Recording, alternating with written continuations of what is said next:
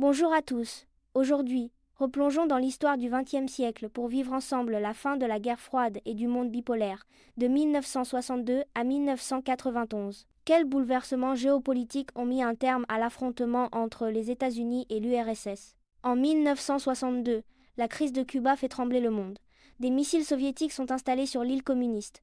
John F. Kennedy impose un embargo. Khrouchtchev recule. L'équilibre de la terreur, la possession de l'arme atomique par les deux grands, rend la guerre directe improbable. En 1972, les accords SALT-I limitent les armes stratégiques et, à Helsinki, en 1975, les deux blocs s'engagent à respecter les frontières européennes et les droits de l'homme. Pourtant, le monde bipolaire se fissure.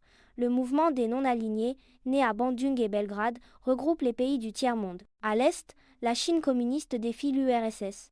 À l'ouest, la France obtient l'arme nucléaire et quitte le commandement intégré de l'OTAN. Les crises persistent. La guerre du Vietnam, perdue par les États-Unis en 1973, les victoires d'Israël lors des guerres des 6 jours et du Kippour, soutenues par l'Ouest contre les pays arabes appuyés par l'URSS. Puis, de 1975 à 1985, les tensions repartent à la hausse. Les États-Unis perdent un allié stratégique, l'Iran, tombé aux mains des islamistes en 1979. Cette même année, l'armée rouge envahit l'Afghanistan, l'URSS étend son influence en Afrique, en Asie du Sud-Est et en Amérique centrale. En réponse, Ronald Reagan proclame America is back et relance la course aux armements. Euromissiles soviétiques et fusées de l'OTAN se font face et, en 1983, un ambitieux bouclier spatial antimissile est annoncé. Mais en 1985, tout change. Mikhail Gorbatchev prend la tête de l'URSS.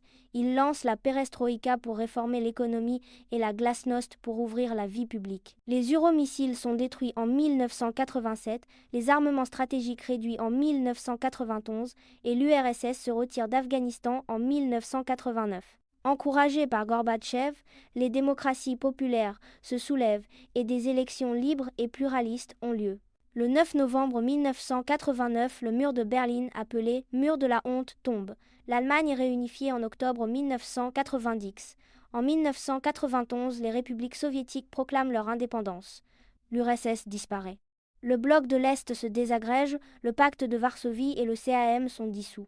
Les anciennes démocraties populaires adoptent la démocratie, le capitalisme et rejoignent l'OTAN, puis l'Union européenne à partir de 2004. Une ère s'achève, et avec elle le monde bipolaire. N'hésite pas à poser tes questions sur cette notion et à t'abonner pour continuer tes révisions du brevet.